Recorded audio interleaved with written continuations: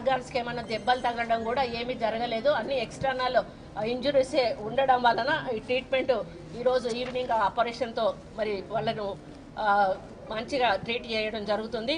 ప్రస్తుతం FSO Vinod, FBO Sarath చంద్ర వరంగల్లో మరి ఇక్కడ చికిత్స పొందుతున్న అనంతరం మరి అధికారులతో మాట్లాడడం కూడా జరిగింది. వీళ్ళు కేసు కూడా పెట్టడం జరిగింది.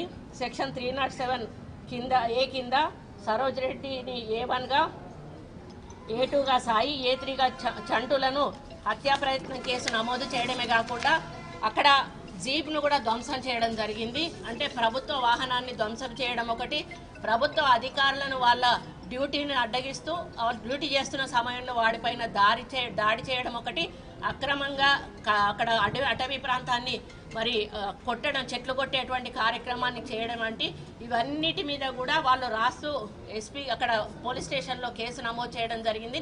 నేను ఎస్పీ గారితో కూడా మాట్లాడడం జరిగింది. ఎవరైతే ఇప్పుడు అటాక్ అయిన వ్యక్తి పేరేంటి, అంటే ఆయన రిపీటెడ్గా ఇటువంటి కార్యక్రమాలు చేస్తున్నాడు అనేది మాకు సరోజ్ రెడ్డి ఇప్పుడు మనకు వినోద్ చెప్తా ఉన్నాడు. ఆయనకు పనే అది, ఎప్పుడు కూడా అధికారుల మీద అటాక్ చేయడం ఆయన డ్యూటీ అని చెప్పి నేను వెంటనే డిఎఫ్ఓ గారికి ఏం చెప్పానంటే ఆయనను కూడా వేరే ఒక రిప్రజెంటేషన్ ఇచ్చి పీడీ యాక్ట్ పెట్టి అతన్ని నాన్ బెయిలబుల్ సెక్షన్ కింద లోపలికి పంపించాల్సిందిగా కోరుతా ఉన్నాము. ఎందుకంటే అడవి అనేది మనకు తల్లి లాంటిది. ఈరోజు అడవి లేకపోతే వన్యప్రాణులు లేవు, ఈరోజేమో మన ఆరోగ్యము లేదు. అటువంటి అడవిని అన్యాక్రాంతంగా పోనీ వాళ్ళు ట్రైబల్స్ అంటే ట్రైబల్స్ కూడా కాదు, నాన్ ట్రైబల్స్ వచ్చి ఈరోజు ఆ అడవిని ఆక్రమించుకునే ప్రయత్నం చేసినప్పుడు వాళ్ళ డ్యూటీ వాళ్ళు చేస్తున్న సందర్భంలో ఈ విధంగా గాయపరిచి వారిని చంపే ప్రయత్నం చేయడం అనేది క్షమించరాని నేరంగా మేము పరిగణిస్తున్నాం. ఇప్పుడు ఈ వేదిక మీద నుంచి తెలంగాణ రాష్ట్రంలో ఉన్న ప్రతి మరి డిఎఫ్ఓ అంటే డిపార్ట్మెంట్ వాళ్ళకి నేను విజ్ఞప్తి చేస్తా ఉన్నా, మీరు ఎక్కడా కూడా ధైర్యం సన్నగిల్లొద్దు. ప్రభుత్వం మీ వెంట ఉంటుంది. మన అడవిని మనం రక్షించుకోవాల్సిన బాధ్యత మన మీద ఉంది. ఇటువంటి ఇన్సిడెన్సెస్ అయినప్పుడు కొంత కుటుంబాలు కూడా బాధపడి, ఇప్పుడు అమ్మాయి ఏడుస్తూ ఉంది, చిన్న పిల్లోడు ఉన్నాడు, నెలల పిల్లోడు ఉన్నాడు. ఒకవేళ పొరపాటున ఆ అబ్బాయి కానీ చనిపోయి ఉంటే అమ్మాయి జీవితం ఏమై ఉండదు, ఒకసారి ఆలోచించండి. కాబట్టి ఇటువంటివి మీరు అన్యాక్రాంతంగా మేము ఎప్పుడు కూడా అడవులు ఆక్రమించుకోవద్దని పదే పదే మేము రిపీటెడ్గా డిఎఫ్ఓల ద్వారా స్థానిక ప్రజలకు ఇన్ఫర్మేషన్ ఇస్తూనే ఉన్నాము. మీరు దున్నుకున్న జాగల్లో మీరు ఉండండి, మేము ఏమి అనము, కానీ ఎక్స్ట్రా మళ్ళీ ఆక్యుపేషన్కి మీరు వెళ్ళొద్దు అని చెప్పడం జరుగుతుంది. అయినా కూడా కొన్ని చోట్ల ఇటువంటి సంఘటనలు జరుగుతున్నాయి. ఇటువంటి సంఘటనలు ఎక్కడ జరిగినా కూడా మేము ఉపేక్షించేది లేదు. స్థానిక డిఎఫ్ఓలు తప్పకుండా దాన్ని రెస్పాన్సిబిలిటీగా తీసుకుంటారు. కింద స్థాయి ఉద్యోగులు కూడా దాన్ని బీట్ ఆఫీసర్లు కానీ అక్కడ ఉన్నటువంటి సెక్షన్ ఆఫీసర్లు అందరూ కూడా వెళ్ళి వాటిని పరిరక్షించుకోవాల్సిన బాధ్యత వాళ్ళ మీద ఉంది. అటువంటిప్పుడు ఇటువంటి ఇన్సిడెన్సెస్ ఎవరైనా పాల్పడితే ఎట్టి పరిస్థితుల్లో కూడా మేము క్షమించము. చట్టపరంగా చర్యలు తీసుకొని వాళ్ళ మీద మరి ఎటువంటి సెక్షన్స్ పెట్టాలో అటువంటి ములుగు తాడ్వాయి రేంజ్ గంగారం సెక్షన్ పరిధిలోని దామరవాయి బీట్ 2లోని దామరవాయి అటవీ ప్రాంతంలో కొంతమంది వ్యక్తులు జేసీబీతో చెట్లను తొలగించి నేలను చదువు చేసి ఆ భూమిని ఆధీనంలోకి తీసుకునే ప్రయత్నం చేయడం జరిగింది. ఆ సమాచారం దామరవాయి అటవీ శాఖ అధికారులకు అందింది.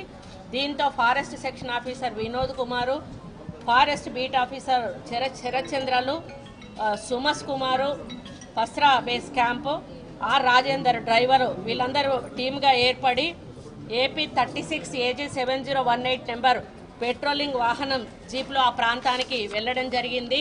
శ్రీ సాయి, చింటూ అనే వ్యక్తులు సరోజ్ రెడ్డికి చెందిన జేసీబీతో చెట్లను తొలగిస్తూ నేలను చదును చేస్తున్న విషయాన్ని గమనించి వారితో పాటు అక్కడే ఉన్న సరోజ్ రెడ్డి సూచనల మేరకు వారు ఆ పని చేస్తున్నట్లుగా గుర్తించడం జరిగింది. చెట్లను ఎందుకు తొలగిస్తున్నారని వారు ప్రశ్నించగా డొంక తిరుగుడు వాళ్ళు సమాధానం చెప్పి రివర్స్ వీళ్ళ మీదకే మరి మాట్లాడడం కూడా జరిగింది. దీంతో జేసీబీని అటవీ శాఖ కార్యాలయానికి తరలించే ప్రయత్నము వీరు తరలించి ఉదయం వచ్చి తీసుకెళ్లాలని చెప్పి వారికి సూచించడం జరిగింది.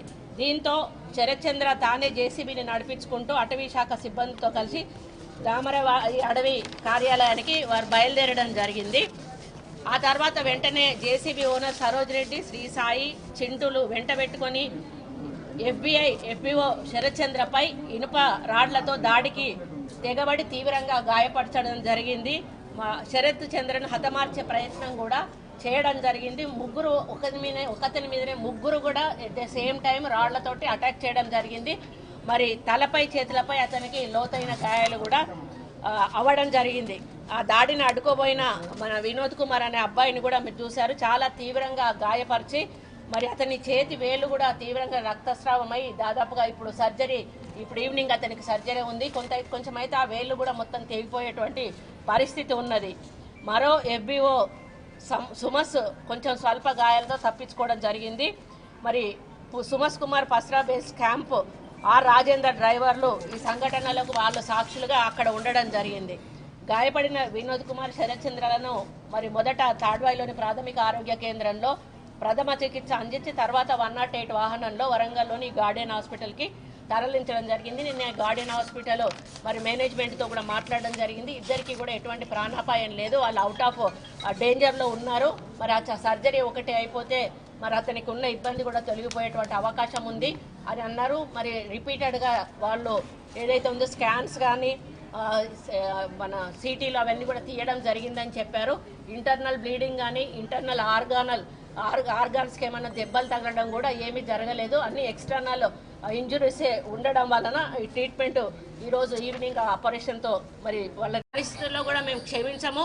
చట్టపరంగా చర్యలు తీసుకొని వాళ్ళ మీద మరి ఎటువంటి సెక్షన్స్ పెట్టాలో అటువంటి సెక్షన్స్ పెట్టి అరెస్ట్ చేయించడం జరుగుతుంది. ఈ కేసులో మేము ఎస్పీ గారికి ఒక్కటే విజ్ఞప్తి చేశాను, దీన్ని చాలా సీరియస్గా తీసుకొని మరి వాళ్ళ మీద ఎన్ని సెక్షన్స్ అప్లై అవుతాయో అన్ని సెక్షన్స్ కూడా పెట్టి వారు ఆల్రెడీ అదుపులో ఉన్నారు, జేసీబీని కూడా హ్యాండ్ ఓవర్ చేసుకున్నారు. వెంటనే వాళ్ళని మరి సీరియస్గా అన్ని సెక్షన్స్ కూడా పెట్టి వాళ్ళను అంటే సరెండర్ జైల్లోకి పంపించవలసిందిగా వారికి ఆదేశించడం జరిగింది. లేదండి, ఇప్పటి వరకు మా దగ్గరికి మా నోటీస్కు కూడా వచ్చింది. దాని ఫర్దర్గా అది ముఖ్యమంత్రి ఇంతకుముందు ఇచ్చి వెనక్కి తీసుకున్నారు. దానివల్ల కొంత లాభాలు నష్టాలు కూడా ఉండేటువంటి అవకాశం ఉంటుంది, దాన్ని పరిశీలించాల్సిన అవసరం ఉంది. కాబట్టి ఇప్పటివరకు ఇంకేం నిర్ణయం తీసుకెళ్లేదు. ఫర్దర్గా మేము ఎప్పుడైనా సందర్భం వచ్చినప్పుడు మాత్రం ముఖ్యమంత్రి గారితో తప్పకుండా డిస్కస్ చేస్తాం. అంటే ఆయుధాల విషయానికి వచ్చినప్పుడు కొంత ఆలోచించాల్సిన అవసరం ఉన్నది. దాన్ని కొంచెం కూలంకషంగా వెంటనే నిర్ణయం తీసుకునే కార్యక్రమం కాదు. దానివల్ల మంచి చెడు రెండింటికి కూడా ఆస్కారాలు ఉన్నాయి. అది కొంచెం బ్యాలెన్స్డ్గా ఆలోచించాల్సిన విషయం, సున్నితమైన అంశం కాబట్టి దాన్ని నేను ముఖ్యమంత్రి ద్వారానే ఏదన్నా కూడా నేను నిర్ణయం చెప్పగలను.